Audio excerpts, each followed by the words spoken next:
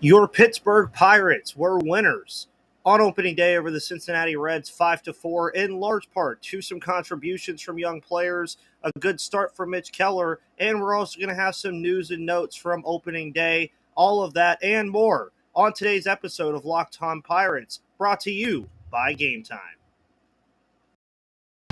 You are Locked On Pirates, your daily Pittsburgh Pirates podcast.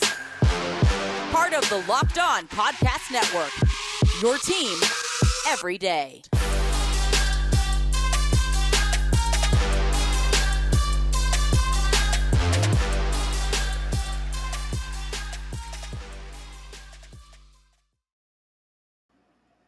And welcome back to that Pirates podcast, everybody. My name is Ethan Smith, your host of the Locked On Pirates podcast here on the Locked On Podcast Network, where it is your team, your Pittsburgh Pirates, every single day. Hope you guys are all having a phenomenal Friday after a phenomenal day of opening day baseball.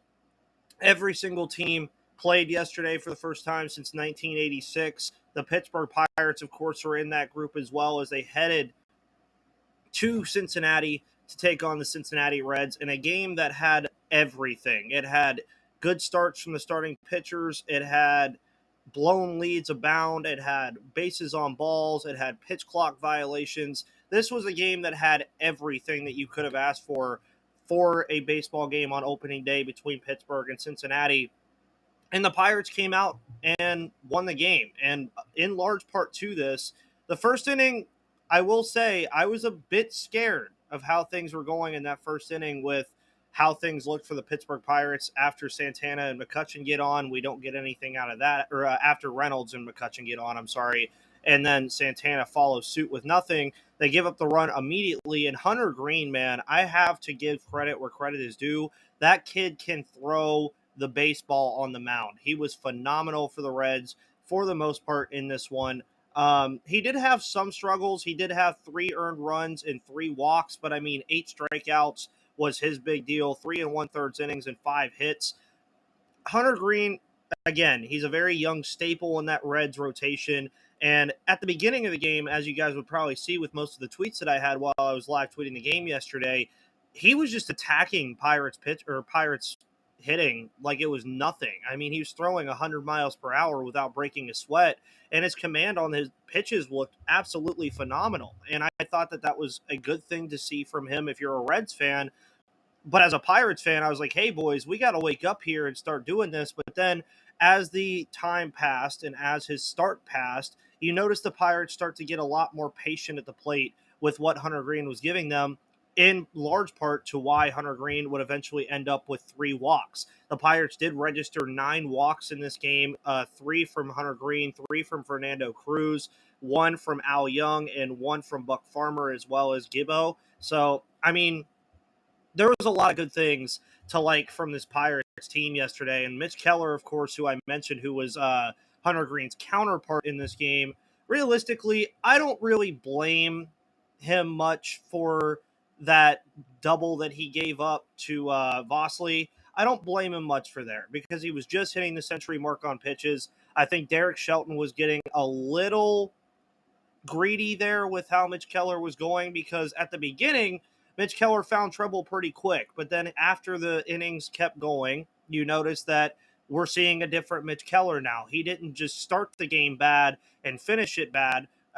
He did get knocked out of the game after a bases clearing double. But you look at it from the standpoint that along with 4 base on balls, he also had 8 strikeouts. So there were some things with Mitch Keller as well that we'll talk about in the second segment that I was very intrigued by. And also in that segment, when we talk about Mitch Keller's start, we'll talk about the bullpen as well. But when you look at the reason why the Pirates won this game, one thing that I've been saying all offseason, and I know it's just the first game of the season, it's just game 1, so we're not going to shout from the rooftops that this is how it's going to be for the rest of the year, but the young players stood out to me in this game. And by young players, I'm talking about O'Neal Cruz. I'm talking about Kanan Smith-Njigba. I'm talking about Ji-hwan. Jack Sawinski, albeit didn't have the greatest day offensively, did pretty solid defensively in center field, and I thought that he did very well manning that position as well with Brian Reynolds next to him. And honestly, if we're going to talk about anything big that didn't pop up on the stat sheet, let's talk about how Brian Reynolds led that ball while he was fielding it in left field to Jonathan India hitting the bottom of the ninth inning that stopped it from being a triple. Because if that ball was misjudged, Jonathan India is at third base with one out, and you're getting a real interesting in terms of how that game would have ended.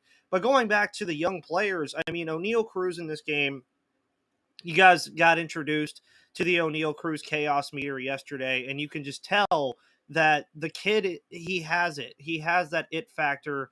2 walks for him yesterday, which was one of the biggest takeaways that I had from O'Neal Cruz's performance is, yes, the home run off of Hunter Green was nice. But when you pair that fact that home run happened in a 7-pitch at bat where he battled with Hunter Green and chose his pitches that he wanted to swing at and also took pitches that he wasn't supposed to swing at, on top of having 2 walks in the other parts of the game, O'Neal Cruz looked phenomenal yesterday. And if this is something that he can do on a regular basis, be patient at the plate, kill baseballs, and arguably his worst at bat came on the first at bat of the season where he hits one to left field on the warning track. And if he gets a little bit more of a piece of it, it's probably over the wall. You're going to take that if you're an O'Neal Cruz fan and a Pittsburgh Pirates fan every day. I mean, on top of that, too, defensively, O'Neal Cruz looked pretty good as well. I mean, you saw some good plays from him at shortstop. Honestly, O'Neal Cruz yesterday, if he plays like that for the rest of the year, you're perfectly fine. But again, it's game one, but it was good to see that there appears to be some maturation there with how he's attacking opposing pitchers now. Obviously, he's still going to try to swing for the fences all the time. It's just how he plays. That is who O'Neal Cruz is. But seeing the fact that he was able to register 2 walks on top of a 7-pitch at-bat home run, which he hit 111 miles per hour off of a 101 mile per hour fastball, you will take that all day. But then you even add in Kanan Smith-Njigba. Had 5 at-bats, only 1 hit, 3 strikeouts. Kind of not the greatest debut for Smith-Njigba offensively, but he does register his first hit of the year. And then arguably the most important piece to this victory in general, and something that I think Derek Shelton might want to think about already after this first game, was Ji-hwan, who just had a phenomenal game. I mean, all over the stat sheet, 2 hits, 2 runs, and 3 at-bats. He had 1 walk, 1 stolen base. He ends up scoring the run on the stolen base, by the way, that would score him from the O'Neal Cruz sacrifice fly. And the reason that I said Derek Shelton has to be thinking about some things here is I don't mind O'Neal Cruz batting leadoff because he's more of the prototypical leadoff hitter that we're accustomed to in the modern day of baseball, while Ji-hwan is more of the leadoff hitter that we're accustomed to in the older days of baseball. So we'll kind of see how they decide to move on with that. But if you have your plan to have Ji-hwan at second base or center field or however you want to do it, which was actually the defensive formation that we got to see in the ninth inning, is Ji-hwan sliding to center field while Rodolfo Castro came in to relieve him at second. If you're going to have Ji-hwan bat down there, especially with the offensive ineptitude of Austin Hedges, I would honestly put Ji-hwan ninth, because I think that's kind of the Joe Madden formation there, is you put your worst hitter at 8, because, I mean, Hayes and Sawinski are going to do their thing most of the time. Sawinski's going to create his own runs. Hayes is going to get on base for Sawinski for him to create his own runs. So I don't think Austin Hedges really needs to be in that 9 hole. I would rather have a guy like Ji-hwan who showed me yesterday that he can create offense out of literally nothing. I mean, that bunt that he had, that might have been the craziest bunt that I've ever seen from Ji-hwan yesterday, and it worked out perfectly for him. On top of that, the stolen bases were great. Just a phenomenal game for the guy. And it was really interesting because right after me and Craig recorded yesterday, we looked at the starting lineup and we were like, wait a second. Ji-hwan is starting over Rodolfo Castro, and right now, after the way he played yesterday, I'm perfectly fine with it. Again, 3 at-bats, couple of walks, couple of stolen bases. He just had a good game, and I honestly was very proud yesterday to see that O'Neal Cruz, Smith-Njigba, Sawinski, some of these guys, Ji-hwan they were a big reason why the Pirates won this game. Carlos Santana didn't do much of anything. Andrew McCutchen in his return of course, has 3 walks and a base hit, so you love to see that. It also surprised me that he was in the 3-hole. Brian Reynolds, of course, kicked off his season with a hit. We'll talk a little bit more about Brian Reynolds in the news and notes section in the final segment of today's show. But we're going to talk about Mitch Keller's start a little bit more, as well as the bullpen and how well they did yesterday in a surprising effort. But before we get into that, I want to let you guys know about the wonderful people over at Game Time. Baseball is back, everybody, and if you need tickets to go to a baseball game, make sure you use Game Time. I hate being stressed out about tickets and buying tickets. I went to the Steelers-Falcons game this year and the Steelers-Panthers game this year. I used Game Time for both as last-minute options to get some good tickets and get into the stadium and watch my favorite team. Buying tickets to your favorite events shouldn't be stressful. Game Time is the fast and easy way to buy tickets for all the sports, music, comedy, and theater near you. With killer deals on last-minute tickets and their best price guarantee, you can stop stressing over the tickets and start getting hyped for the fun you'll have. Flash deals and last-minute tickets are available, as well as easy to find and buy tickets for every kind of event in your area. You also get images of seat views and the lowest price guarantee, event cancellation protection, job loss protection, and more. Forget planning months in advance, because Game Time has deals on tickets right now up to the day of the event. You get images of your seat before you buy, so you know exactly what to expect when you arrive, and you can get your tickets in a matter of seconds. So download the Game Time app, create an account, and use code LOCKEDONMLB for $20 off your first purchase. Terms apply. Again, create an account and redeem code LOCKEDONMLB for $20 off, and download Game Time today for last-minute tickets, the lowest price guaranteed.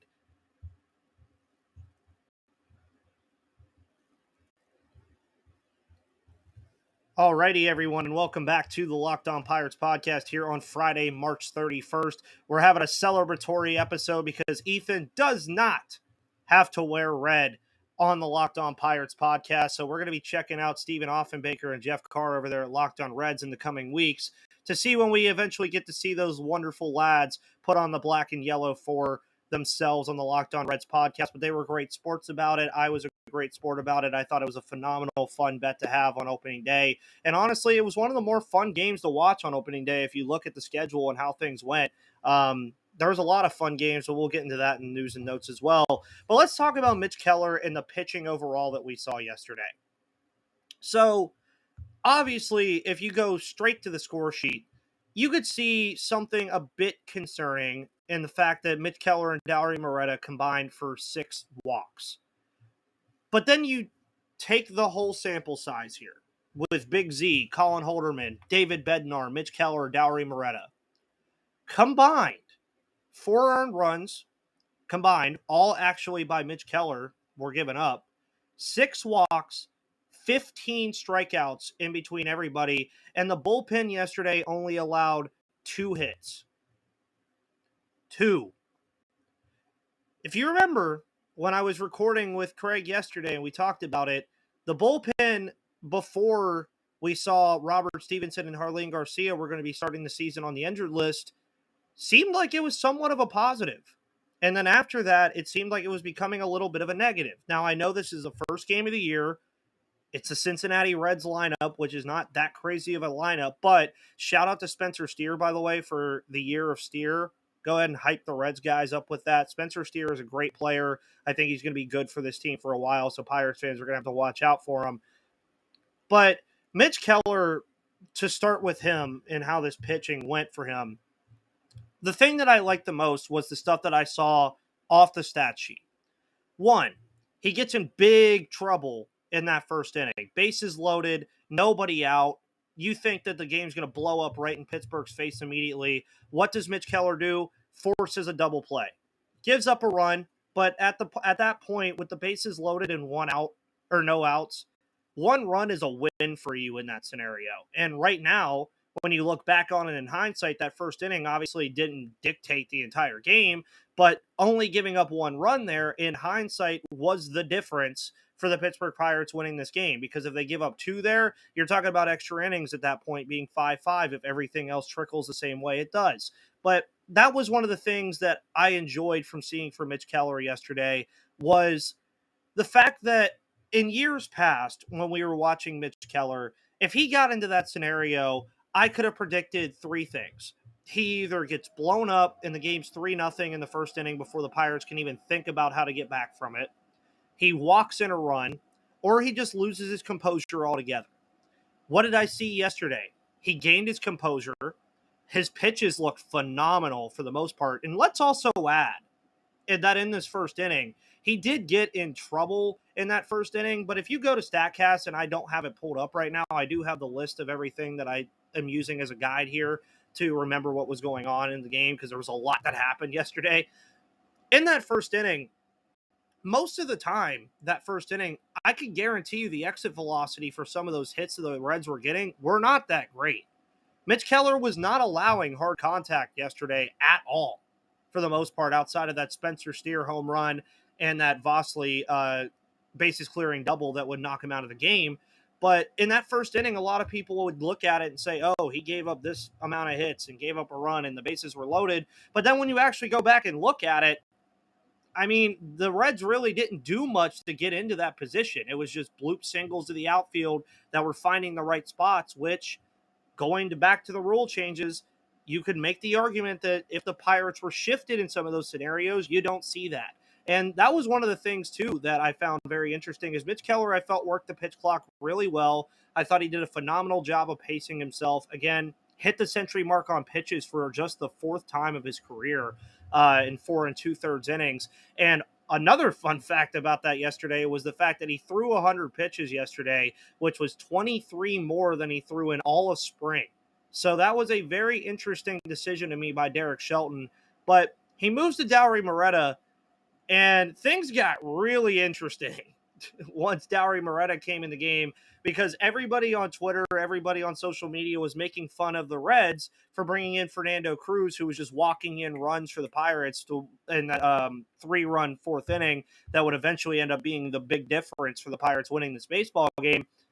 And then Moreta comes in. He walks the first two batters he faces on 6 straight balls, and then he pitched a four pitch walk, starts the next batter 2-0. Austin Hedges comes out and talks to him, which, again, it cannot be explained how big Austin Hedges is going to be for this pitching staff. He is going to be phenomenal for them and getting these guys composed, getting them ready to face every batter in the lineup. Then after that, I mean, it looked like Jekyll and Hyde when we were watching Dauri Moreta. He starts out terrible, not able to find the zone at all, and then in just one inning pitched, he retires three straight. He walks 2, and then he retires 3 straight right after that.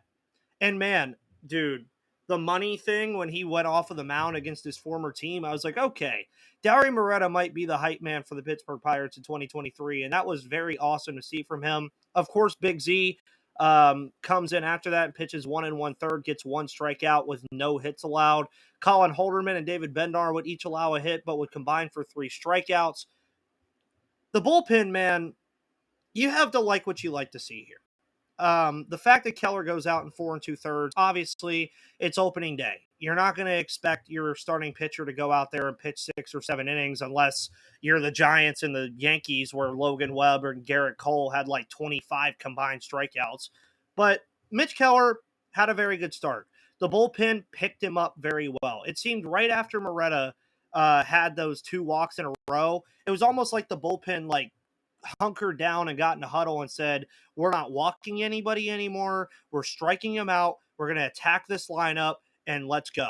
And that's how it looked. That's really how it looked. And Big Z also got the win. The reason I'm calling him Big Z, and I hope you guys know who I'm talking about, Zastrinci, I just can't pronounce his name correctly. So if anybody wants to show me the pronunciation on his name, I'll say it. I just like calling him Big Z too, because I think it's a cool nickname. But very cool for him as well. He's played in the majors, or played in baseball for 10 years, makes his first opening day roster, and picks up his first win on opening day for this. And also going back to some pitching notes as well, Mitch Keller continued a streak since 2016 with Francisco Liriano of starting pitchers on opening day for the Pittsburgh Pirates, not recording a win.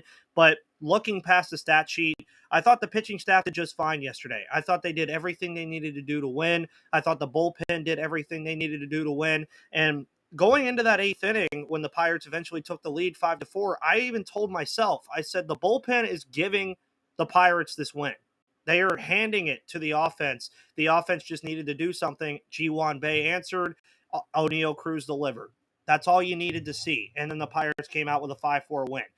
Right before we get into news and notes, today is an off day for the Pittsburgh Pirates. But if you want to bet on the Pittsburgh Pirates this rest of this weekend, make sure you go to FanDuel, because not only do you have baseball to bet on, you got basketball, you got hockey with the Penguins playing on national television tomorrow. You can even bet on wrestling if you want to, with WrestleMania this weekend on FanDuel Sportsbook, where they make every moment more. The tournament is heating up, and there's no better place to get in on the action than FanDuel, America's #1 sportsbook. That's because right now, FanDuel is giving new customers a no-sweat first bet up to $1,000. That's up to $1,000 back in bonus bets if your first bet doesn't win. Just go to FanDuel.com/lockedon and sign up today to claim your no-sweat first bet. Then you can wager on everything from the money line to point spreads to which team will be cutting down the nets, all on an app that's safe, secure, and super easy to use. So don't miss your shot at a no-sweat first bet up to $1,000 when you join FanDuel today. Just go to FanDuel.com/lockedon to sign up and make every moment more with FanDuel, the official sports betting partner of the Locked On Podcast Network. And as we move into the final segment of today's episode, news and notes from yesterday. Obviously, some of these will be from my Bucks in the Basement article that I did for the game recap, and just some other notes and news that I thought would be worthy to you guys. Obviously, I deflected talking about it yesterday because of the fact that nothing was happening, really, until right before first pitch. Brian Reynolds and the Pirates, according to multiple reports from Jason Mackey and a lot of the Pirates media, Brian Reynolds' camp and the team have agreed on a money figure, but there is a conceptual issue that is stopping this deal from being done. Now, at the time of recording, at 10:28 at this current time, nothing else has happened on that front. It is an off day. The proposed deadline was first pitch yesterday. But now that money has been agreed upon, reportedly, there's a wonder to what this conceptual issue is. Now, it can be inferred on what it is, but nobody really knows, so I'm not here to speculate. I'm not going to speculate.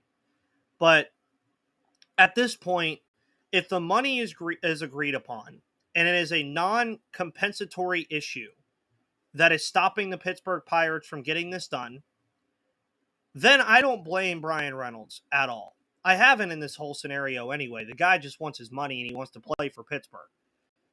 But if it is truly a non-compository issue that does not involve money, the Pirates need to find a way to get this done. Now, we all remember last year with Ke'Bryan Hayes. They get it done before opening day. Or it was either before Pirates opening day or before opening day. I can't remember. There is an off day today, so let's remember that. Maybe we get some news about it, but that's as far as I'll take it. That's as far as I'll take it right now. Because we know the facts as they've been laid out. Reportedly, they are good on money. They are just dealing with a non-compository conceptual issue. That is what the thing is going on with Brian Reynolds, and that is all I'll say about it until I know more. Some other news and notes from yesterday. The Pirates, of course, if you listen to the Locked On Reds crossover, the Reds and Pirates were 9-9 since 1915 in opening day matchups. Obviously, with the victory yesterday, the Pittsburgh Pirates moved to 10-9 since 1915 over the rival Cincinnati Reds. O'Neill Cruz was also the first Pirates leadoff hitter since Nate McLouth in 2008 to register a home run on opening day. So that was very nice to see as well. You look at some more news and notes from this game. I mean, it was just really nice, one, to see this Pirates team get a W that they would eventually get. But at the end of the day, there's a lot of things that you can make an inference on here on how the Pirates won this game. There's a lot of different things that you can talk about here. One, it being, is O'Neal Cruz going to be the guy that we all want him to be, which is a superstar? Does he take the next step? And yesterday was a great start for it. I mean, he has said himself that his goal was 30 home runs and 30 stolen bases. I think that's something for him that he can really hammer down. And for you guys that care about wins above replacement, he's already 0.2 wins above replacement. I mean, yeah, dude, it's great. And for the Pirates as well, I think yesterday was much needed. I know it's one game of 162. I know that it's something that 3 months from now we're probably not going to care that much about. But when you're looking at a team that has lost 100 games 2 seasons in a row, getting that big victory on opening day is something that I think is going to mean leaps and bounds for this team moving forward. And of course, we still have the rest of the series to go where we know the starting pitching matchups, by the way. We're going to see Rich Hill versus Nick Lodolo tomorrow, a battle of lefties, which I think will be very fun. Or wait, is Rich Hill a lefty? No, he's not. Yeah, he is. I'm losing my mind. I'm losing my mind, guys. I haven't really slept that much. Let me literally sit here before I look like an idiot and make sure that Rich Hill is indeed whatever side of the plate he pitches from. I'm so sorry about that, by the way, guys. I've just actually not been sleeping that much. Yes, he is a lefty. See, I was right. I was just thinking out of my head. So we do get the battle of lefties tomorrow with Rich Hill and Nick Lodolo. And then on Sunday, we get Graham Ashcraft and Vince Velasquez. So the rest of this series, I would really like to see the Pirates do what they did yesterday. Just be patient with these young Cincinnati pitchers. They're still developing. They're still finding their way around Major League Baseball. They're still figuring out what pitches work for them and what don't. So just be patient. Take the walks. You saw Andrew McCutchen yesterday, 3 walks. The team overall had 9 walks.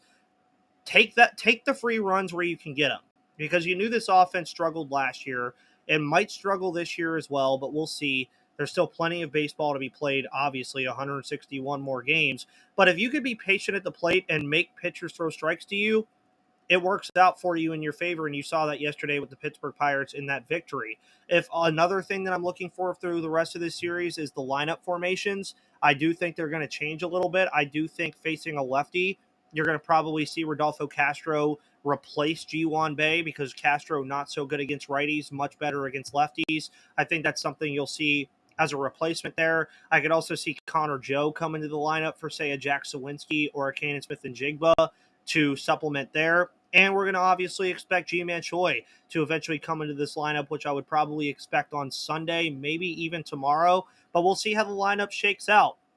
I'm still predicting 2 out of 3 here for the Pittsburgh Pirates, but they got through what I thought was their biggest obstacle in winning 2 out of 3 here, which was Hunter Green. So we'll see how they attack Nick Lodolo and Graham Ashcraft over the next couple of days. By the way, on Monday, of course, a new series will be kicking off on Monday against the Boston Red Sox. So we're going to be joining the Locked On Red Sox greats over there. We're going to be having a nice little crossover to talk about our series. And you're also going to have Gary Morgan Monday on Monday as well. So another double episode day on tap for you this upcoming Monday. With that said, guys, make sure you follow me on Twitter at MVP_Ethan or at Locked On Pirates for all of your news, analysis, and opinions about the Pittsburgh Pirates in 2023. Make sure you go subscribe to the YouTube channel and check out the game recap from yesterday on YouTube Shorts. You can also check out the O'Neal Cruz Chaos Meter on Twitter.